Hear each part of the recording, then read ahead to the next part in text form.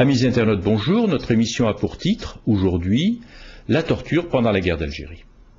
La torture pratiquée par la police et par l'armée française en Algérie, pendant toute la période coloniale, mais particulièrement pendant la guerre, provoque aujourd'hui un grand retour de la mémoire chez les Français. Les témoignages se multiplient dans les médias, les consciences se libèrent, et c'est le thème qui a été abordé à Valence, dans la Drôme, lors des 23e rencontres Histoire et Télévision, organisées par Françoise Calvez, directrice du CRAC, et Ignacio Ramonet, directeur du Monde diplomatique.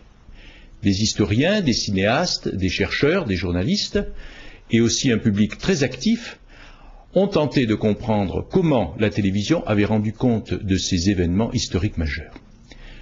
Béatrice Fleury-Villatte, professeure de sciences de l'information et de la communication à l'université de Nancy et auteure d'un livre publié chez l'Harmattan intitulé « La mémoire télévisuelle pendant la guerre d'Algérie », a décrit les différentes périodes de production télévisuelle pendant la guerre d'Algérie à partir de 1962 et a montré comment il a fallu attendre les années 1980 pour que la mémoire se libère.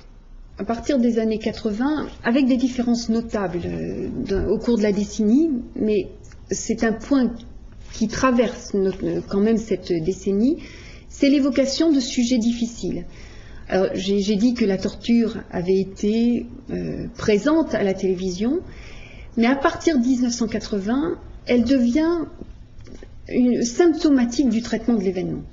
C'est-à-dire qu'il devient difficile de traiter de la guerre d'Algérie sans évoquer de façon approfondie ou en passant la torture ou la violence ou les exactions. Donc cette nouveauté, une autre nouveauté dans les années 80, c'est la volonté de traiter de sujets difficiles. Autre sujet difficile qui est traité à partir de ces années-là, ce sont les manifestations parisiennes qui ont en quelque sorte sali la mémoire de ces années en 1961 et 1962. Donc ces événements seront traités à la télévision comme s'il était important de débusquer à partir de ce qui dérange le souvenir de la guerre d'Algérie. Donc ce que l'on peut remarquer, c'est que les représentations de la guerre d'Algérie sont très dissemblables d'une décennie à une autre. Elles se caractérisent par la volonté de mettre en avant des éléments différents de l'histoire française qui rencontrent un présent particulier de la société française. Donc en 1960, on sanctifie l'obéissance parce qu'il est important de ne pas troubler les esprits dans cette période-là. En 1970, on caractérise l'importance de la politique par les personnalités officielles. Et dans les années 80, on cherche en revanche à débusquer ce qui n'aurait pas été dit, ce qui aurait été caché sur les événements. Benjamin Stora, historien, chercheur au Centre de recherche en sciences humaines et sociales de Rabat au Maroc, est un spécialiste de la colonisation et aussi de la guerre d'Algérie. Il a publié de nombreux ouvrages, notamment deux concernant particulièrement la guerre d'Algérie, aux éditions de la Découverte. L'un s'appelle « La gangrène et l'oubli, la mémoire de la guerre d'Algérie » et plus récemment, « Le transfert de mémoire de l'Algérie française au racisme anti-arabe ». Alors Benjamin Stora s'est employé pendant ces rencontres à souligner l'action de la censure, action très efficace pour interdire de très nombreux films de fiction sortis pendant la guerre et après la guerre. On n'en citera que quelques-uns. Tu ne tueras point de Claude Dautant-Lara, Le petit soldat de Jean-Luc Godard, Muriel d'Alain Resnais. Mais alors, qu'en est-il de la télévision? Ce qui est la force de la télévision, c'est son énergie du direct. L'énergie télévisuelle, à mon sens, c'est l'énergie du direct. Alors pas le direct immédiat, mais lorsqu'un événement se produit dans la journée et que vous le montrez le soir ou le lendemain, il a une force. Cet événement existe, il est animé par une force, par une énergie. Lorsque vous montrez des images de guerre qui sont remontées, je veux dire 5 ans, 10 ans après, ils perdent de leur force. Or le problème des images de télévision et de la guerre d'Algérie, ce sont des images qui ont été faites pendant la guerre d'Algérie, par la télévision française et par le CPA, c'est-à-dire les forces armées françaises, entièrement hors du direct, c'est-à-dire entièrement montées. Ce sont des images qui n'existent pas dans des temps réels. Si vous regardez par exemple les images de l'INA ou les images 5 colonnes à la une, on y reviendra avec l'exposé qui suit derrière moi, on verra que ce sont des images qui n'ont rien à voir avec le direct. Ce sont pratiquement des mises en scène de direct. On a, par exemple, dans les reportages de 5 colonnes à la une, le premier numéro, le sergent Charlie Robert, la vie du sergent Charlie Robert, en janvier 59. Alors il faut savoir que cette vie du sergent Charlie Robert a été entièrement scénarisée, je veux dire à l'époque. C'est-à-dire qu'il n'y a rien, disons, de naturel, enfin entre guillemets. C'est-à-dire que ça a été entièrement préparé. Ça a été préparé comme un film de propagande, en fait, fondamentalement.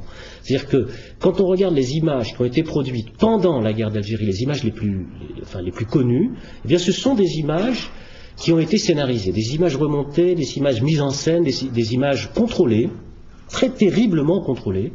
Et les rares images qui ont échappé au contrôle, à la censure, ont été des images qui sont d'ailleurs très très fortes, et qui sont des images qui ont été montrées après coup. La plus célèbre de ces images, qui a échappé au contrôle de la censure, mais qui a été montrée après coup, c'est, vous savez, l'image du halte-au-feu, c'est-à-dire de la rue d'Isly, lorsque des soldats français ont tiré sur une manifestation d'Européens à Alger, qui a fait 46 morts en quelques minutes. Bon.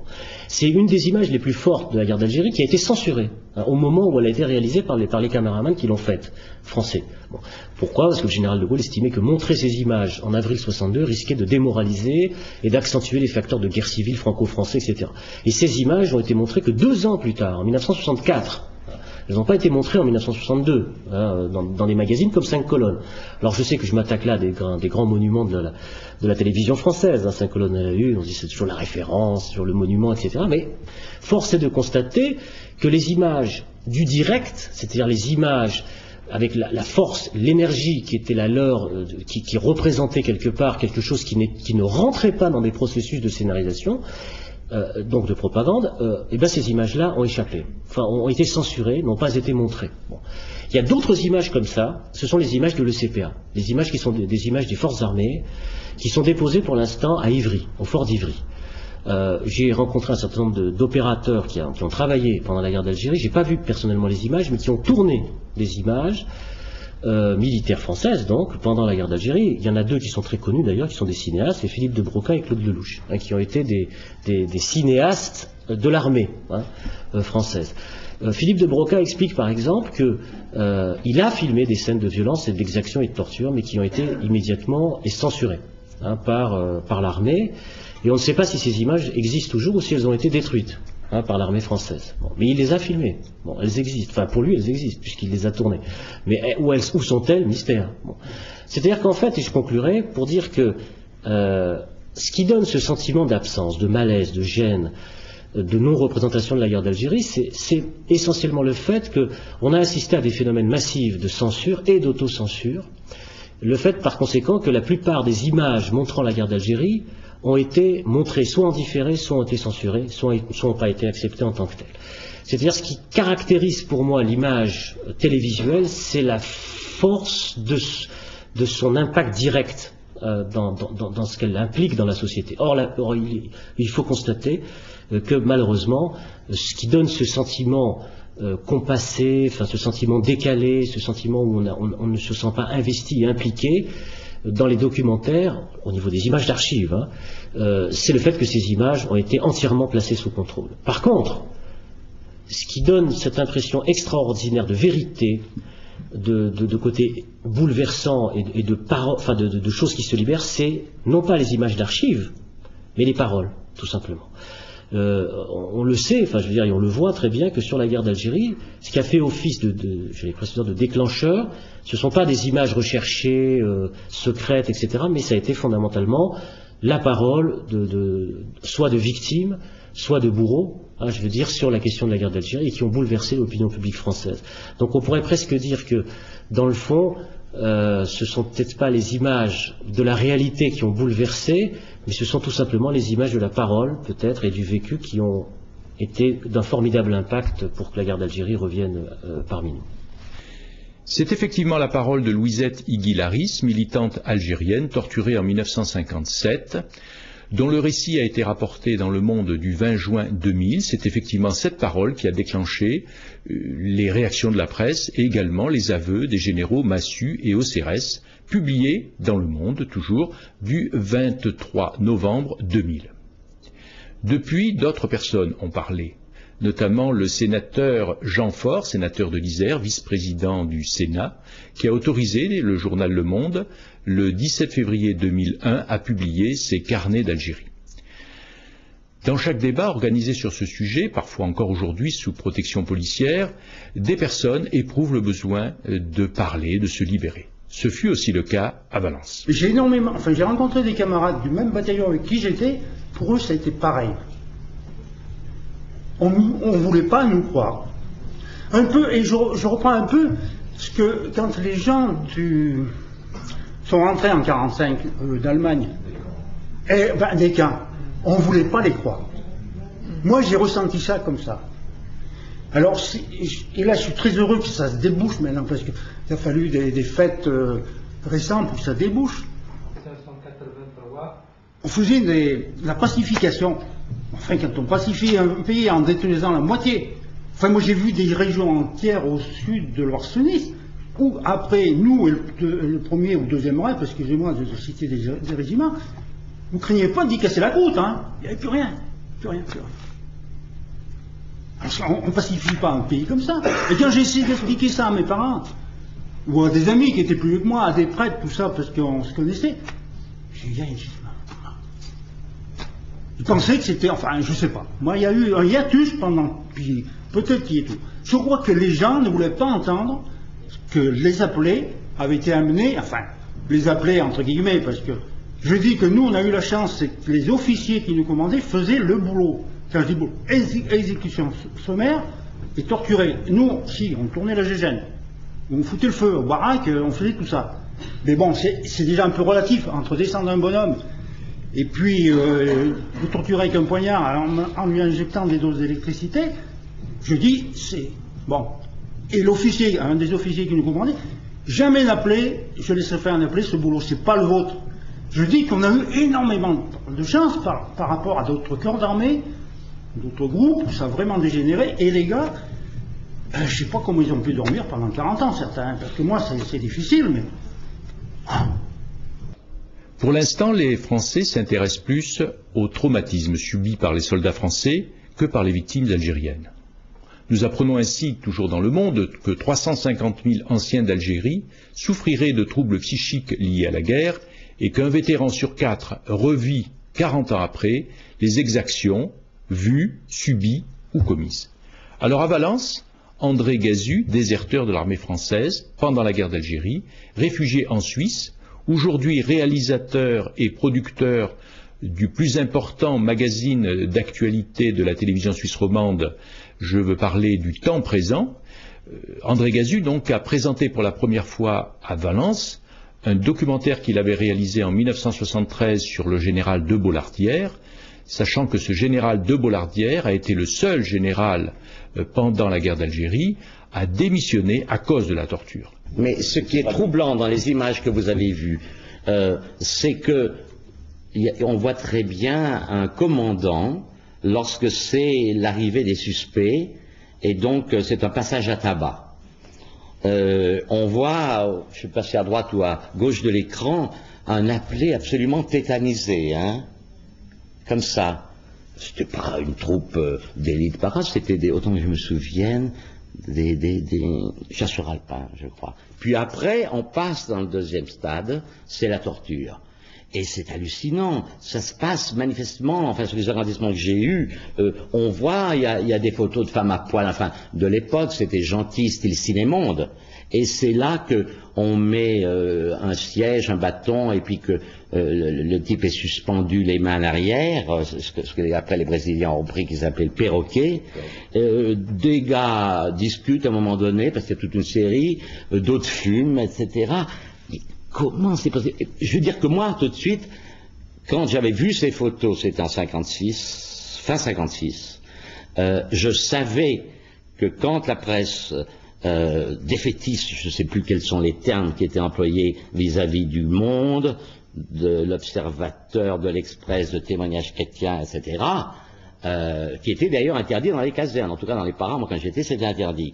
Et quand il parlait de torture, il fallait voir les colibés, la censure et tout. Alors qu'elle se passait. Et moi, j'ai été depuis lors toujours dans cette problématique, et je crois que tous les reportages que j'ai faits ont eu un lien direct avec la violence physique, la violence morale, la violence institutionnelle, les rapports dominants-dominés. Mais vraiment, je savais qu'elle était très pratiquée, et je ne savais pas quand même qu'elle était aussi systématique comme l'avouaient Massu et les autres.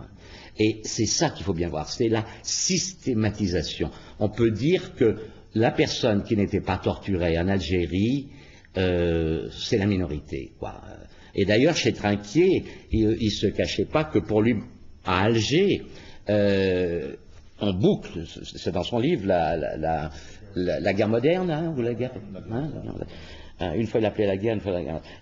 On boucle une rue, il y a 100 personnes, on fait un choix, on ne s'occupe pas tellement de l'âge ou du sexe, de 70 personnes, on les amène, là on fait encore un petit tri, il en reste 60, et on y va, il y en a bien qui saura quelque chose. Et puis une dernière chose que je voulais dire, c'est que la torture, on parle toujours, c'est pour avoir du renseignement, c'est vrai. Mais elle est souvent, à travers l'histoire, et pas seulement en Algérie, utilisée pour humilier l'individu, humilier les populations, effrayer les populations. Et je crois que penser que la torture n'a que pour but de faire parler, c'est un peu pour faire passer la pilule de l'efficacité. Un dernier point quand même, c'est pour parler un peu des Algériens, enfin de ceux qui ont été torturés. Moi j'avais fait un dictionnaire biographique il y a une vingtaine d'années qui s'appelait le dictionnaire des militants algériens, et j'avais interrogé 350 militants algériens pour faire ce dictionnaire. Pratiquement tous avaient été torturés. C'est-à-dire qu'il faut savoir que la torture en Algérie a été un phénomène de masse. C'est-à-dire que c'est pas quelque chose qui était simplement sur des suspects arrêtés, sur la question des bombes, etc. Pratiquement tous les militants nationalistes que j'avais interrogés ont été torturés. C'est-à-dire c'est vraiment appliqué à une population d'ensemble, ça veut dire des centaines de milliers de personnes. Et c'est ce grand secret en fait qui a eu du mal jusqu'à présent à circuler dans la société française, parce qu'on avait le sentiment en écoutant les Trinquier, Bigère, etc., qu'il s'agissait toujours de moments exceptionnels avec des suspects particuliers qui voulaient que les circonstances, la bombe, etc. En fait, c'est pas vrai, parce que quand on regarde l'histoire de la torture, avant 54, elle était pratiquée en Algérie de manière massive sur les militants du PPA-MTLD. Il y a eu des procès, d'avocats qui ont démontré que tous leurs clients avaient été torturés. Je parle des procès du PPA de 48, 49, 51, 53. Donc ça, c'est très clair. Donc il n'y avait pas de guerre à l'époque. Et deuxième aspect qui est très très important, c'est qu'il y a des régions entières d'Algérie où il n'y avait pas de terrorisme urbain et de bombes à aller chercher, où en fait pratiquement tous les Algériens avaient été torturés. Et ça, c'est quelque chose d'incroyable, quoi, parce que quand on va aujourd'hui en Algérie, il y a une très grande pudeur dans les familles, chez les militants, etc., pour ne pas dire ce qu'ils ont vécu. Mais on ne doit pas, en France, prendre cette pudeur, disons, pour l'acceptation et pour du silence. Et ça, c'est très important aujourd'hui d'assumer, disons, ce qui a été fait à cette époque-là. Dernier point sur l'efficacité. Effectivement, l'efficacité de la torture, on pourrait en discuter longtemps, parce que, en fait, lorsqu'on discute sérieusement avec des militaires sur la question de la guerre d'Algérie, là, si on va interroger les militaires sur la guerre d'Algérie, on s'apercevra qu'en fait, les renseignements les plus précieux obtenus sont les renseignements humains de gens qui ont été infiltrés dans les maquis de la Hélène pendant des années. C'est-à-dire c'est les plus grandes purges, les plus grands combats militaires gagnés par l'armée française l'ont pas été avec la torture, mais l'ont été par des opérations d'infiltration, ce qu'on appelle des renseignements humains, de gens qui étaient dans les maquis de la Hélène retournés, un phénomène Arca aussi bien sûr, et qui ont permis de décimer des maquis entiers, disons de la Hélène, sans que jamais il y ait un seul Algérien qui ait été torturé, en l'occurrence là. Donc ça c'est sur le plan strict de ce qu'ils appellent eux l'efficacité. Donc il n'y a pas d'efficacité à ce niveau-là, je veux dire c'est assez clair. Moi j'étais en vacances en Bretagne, lorsqu'un matin en écoutant France Musique à 8h30 arrive Yvan Levaille et qui donne l'analyse de la presse, et brusquement j'entends qu'il y a une pétition de 12 intellectuels. Alors vraiment j'étais sidéré, quoi. Et quand j'ai entendu les noms, je connaissais certains personnellement, d'autres je connaissais de réputation, je me suis dit mais c'est formidable, enfin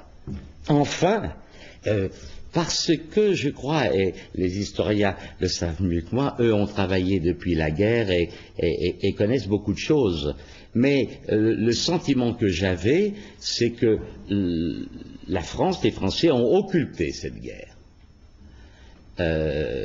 D'ailleurs, on en parle peu dans les familles, on en parlait peu jusqu'alors. Et maintenant, moi, je suis extrêmement satisfait qu'il y ait un travail de mémoire, de réflexion qui se fasse. Il n'y a qu'à voir les lettres qui sont envoyées aux journaux et à l'humanité, un travail de catharsis qui est en train de se faire, où les gens, enfin, écrivent « j'étais là » ou même « j'ai torturé ». Je parle des appelés. Et ils signent. Parce qu'il y a une jeune femme universitaire qui a fait un travail récemment et qui a donné lieu à un livre, je pense que je l'ai là.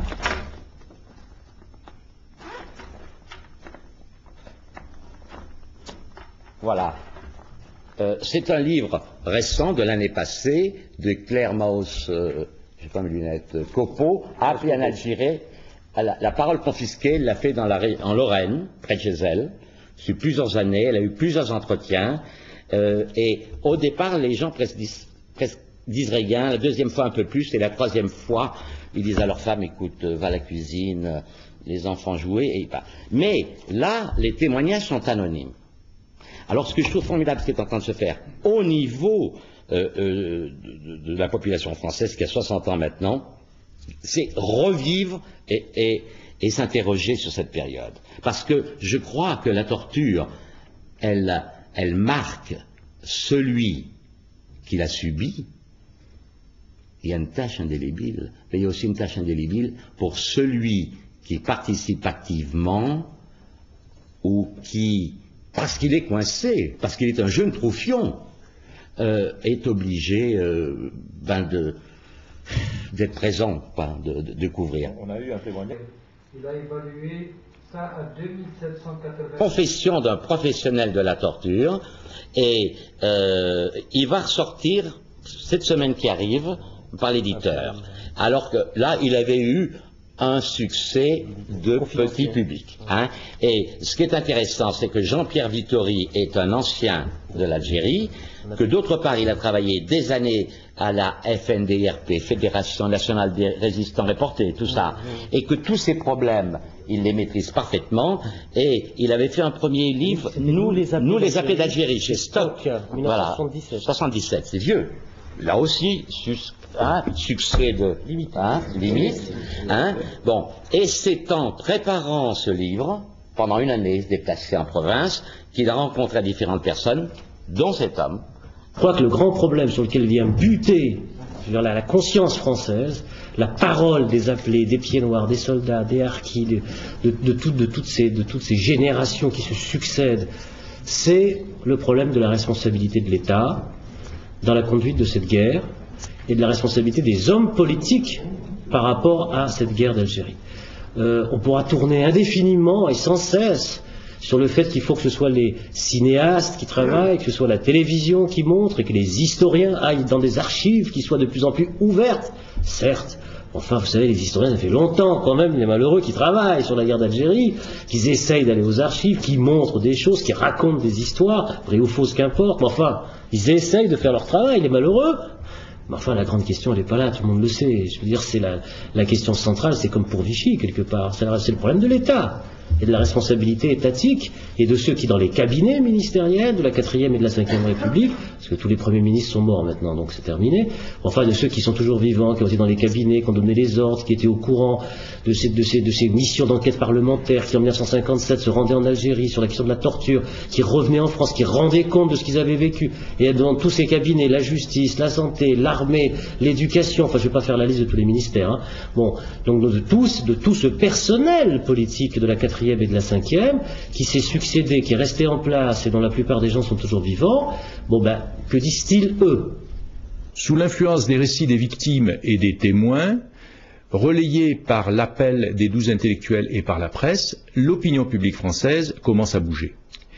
Des écrits, des images viennent aujourd'hui enrichir l'histoire, et nous attendons d'ailleurs la publication d'une thèse de doctorat qui a été soutenue brillamment le 5 décembre 2000 thèse de doctorat de Raphaël Blanche qui s'intitule « L'armée et la torture pendant la guerre d'Algérie ». Merci encore à Françoise Calvez et Ignacio Ramonet d'avoir accueilli à Valence l'équipe de Passé Présent. Ciao ciao les internautes.